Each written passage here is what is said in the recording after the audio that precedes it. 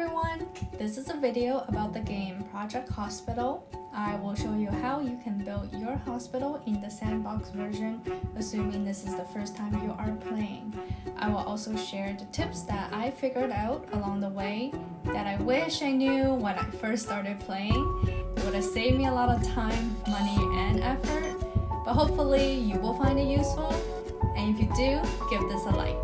I am also still exploring this game. You're welcome to follow along with me on my journey and for more tips. Let's get right into the game.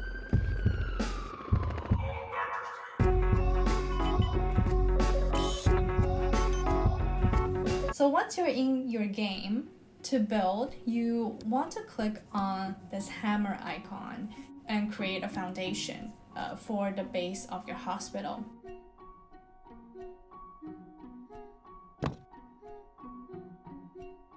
And you can choose whether to build your foundation with walls or no walls by clicking on this add perimeter icon. If you don't like how your foundation looks, you can then click on the dynamite icon to delete everything, including the foundation. The bulldozer icon right next to it. This is to delete everything except for the foundation, so it keeps the foundation intact. And if you want to just delete the walls, use the delete walls icon. Now my first tip number 1, walls do cost money, and if you delete it, you don't get that money back. So as an example here, I will create a 1x6 foundation without walls. And if I decide to add walls like this, you see my money bank just decreased because I paid for those walls. So I actually like to put the walls in myself afterwards once I'm happy with my layout and I already have an idea of what kind of wallpaper I get, because when you do it with the foundation, it applies the very bare minimum one, and if you want to reapply the wallpaper, well, that's gonna cost you again. So at least I save that extra step by putting in my own walls.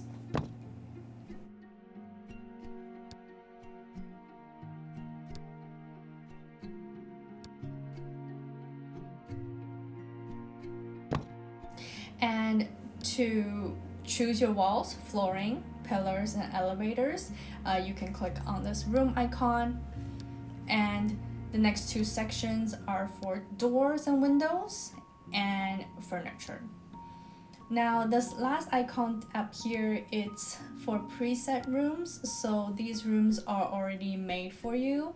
I do not recommend using this at all if you do enjoy the process of building in a game like myself. I think that's the joy of this game. So using these presets is also not the most money efficient way. They do put in a lot more decor and whatnot, so I have never used this. I don't think I will. Now my second tip is plan first before building to your heart's content. It will save you a lot of back and forth and also money. And I only learned planning, how to plan later on, and I wish I knew this when I first started.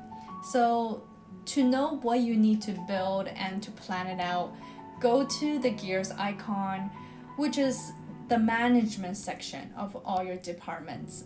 And in the future, this is where you can see your patient list, your doctors, the surgery priority, etc. Everything you have to do to manage your department. And depending on the gameplay option you chose, I chose to not unlock all the departments. So because I chose that, I'm not able to see all the apartments at first until I accomplish more tasks. Like for now, I don't know what's needed for hospitalization, for example. But know this when you are planning, every department except for radiology, medical labs, and ICU, there is a clinic section and there's a hospitalization, or we call ward section. You always need to build out your clinic first before the ward can be unlocked for you to build. And you do hire different set of doctors, nurses to manage these two different sections. So you can think about if you want to build the clinic and the ward section together. So for example, you have all the surgery, clinic and ward together, or do you want it to have it separately? So have all the clinics like emergency, neurology, surgery clinics together and have all the wards in another section. Those are things you can think about how you want to plan. Now for myself, I chose the latter. I have all my clinics together and I have my ward in a separate area. And another thing you can think about while you're doing planning is, do you think you will have different floors? And if you think you have more than one floor, think about where you might want to put an elevator and maybe do a placeholder so then you have space for future elevator placement. I have one in mind, but I didn't build any upper floors yet. I didn't even finish building the first floor, so I think I'm gonna wait. That's gonna be a very later expansion for me.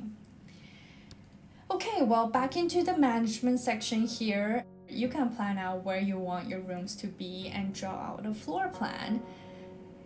And you can delete and redo without consequences.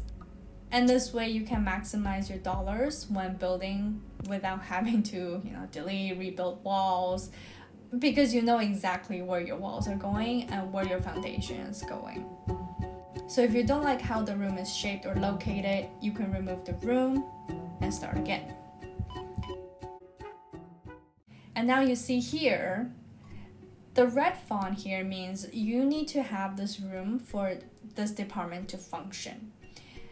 The others are just good to have. So when you're opening your first department, you just want to make sure you have all the red fonted rooms, and then the game will let you start, hiring doctors and getting patients.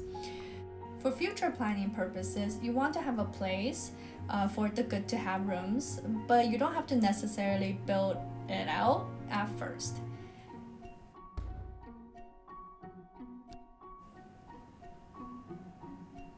And when you click into a room, it tells you at the bottom here the minimum size you need for that specific room. Just think about future expansion. Perhaps you might need it bigger once you get more patients.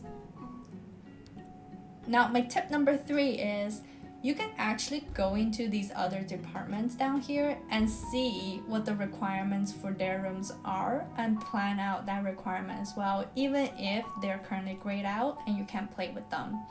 This is a great way for you to plan for your future expansions as you move along the game. My next tip number 4, is related with radiology and medical labs. Now these two departments provide services and is used by all the other departments. So you want these two departments to be easily accessible and centrally located for everyone, because patients from clinics and wards will need to be transported to these examination rooms to get tests done, and you don't want everyone to spend a lot of time traveling. And speaking of these, tip number 5 is you don't need all the radiology and medical labs for this department to be operational. For radiology, you only need the x-ray room and the waiting room. And for medical labs, it's the rheumatology lab and the waiting room. So this is good to know because medical equipment are really expensive. So when you are starting out, put in really only what's needed and slowly build up your department based on patient needs. When I first started playing, 1 out of 30 patients maybe need to do an MRI test. And at the time, I just don't have the cash flow to invest in an MRI machine. So I would just send them away to another hospital untreated, or play doctor myself and diagnose them without doing the test. And it was only much later on, once the requests from patients became more and more frequent, and I built up a little more money in my bank, I was able then to put in the machine. Tip number 6 don't leave a section of your hospital unplanned.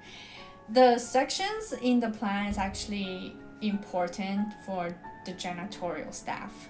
So if you have a part of the hospital that's not labeled in any way, it will not be clean or be very deprioritized in terms of cleaning. And you'll end up with everyone complaining to you about dirty floors and people are unhappy. So even if it's a corridor, label it as a corridor, because I didn't and I encountered all the complaints.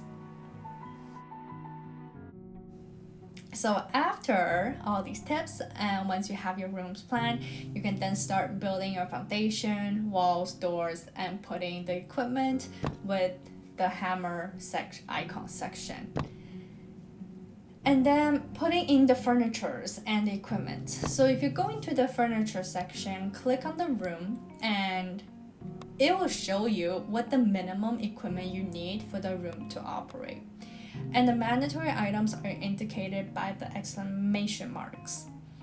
If you click into an item, sometimes you will see a bunch of related blue icons show up. And that means that these are related and you will need the blue items as well. So for example, you need laptops or desktop computers to hire doctors, nurses, technologists. But laptops can only be placed on a desk or some sort of surface and have a chair associated with it. And so that's why all these blue icons are showing up when you click into a computer. Now, which kind of desk or chair you choose, it doesn't matter as long as you have one of them for the staff to use. And so once you click on it, it should disappear, the colors. That means that you got the right equipment for that specific room. Now everything else is showing here, that's extra and that's the core. Don't be fooled into buying them if that's not how you want your room to be decorated. Tip number 7 is, I think you shouldn't spend that much money on decor when you're starting out, especially if you're unsure whether you will make future changes to your rooms or not. And I will share in a future video about some of the decor items that actually have meaningful purpose and function that can elevate your room, so you want to be mindful of those. If you buy something and you regret it and you want to get rid of it, well, the money you get back is significantly less. So it's like selling a second-hand item. So I recommend that if you got something you change your mind about, don't delete it, as in like getting rid of it. If you have space in your plan, put in a little like storage room and put those furnitures in the storage area for future use if you think you will eventually use it. That's a way to save money without having to just buying and rebuying the same thing. And lastly, the last tip for this video, tip number 8. When you are building, here are some useful navigation controls. If you are using a mouse, left click your mouse to select, right click to cancel. Click R on your keyboard to rotate an item. You can rotate the view of the hospital by clicking down here at the bar below. Scroll in and out with your mouse to zoom in and out. And you can view the rooms without walls, with outer walls, or with all walls. And to unplace an item from a desk, click Control and then the desk for you to separate the two. That's all for today. I hope this is helpful. In my next video, I will share more tips and tricks related to sharing rooms within and between departments. Stay tuned and have fun.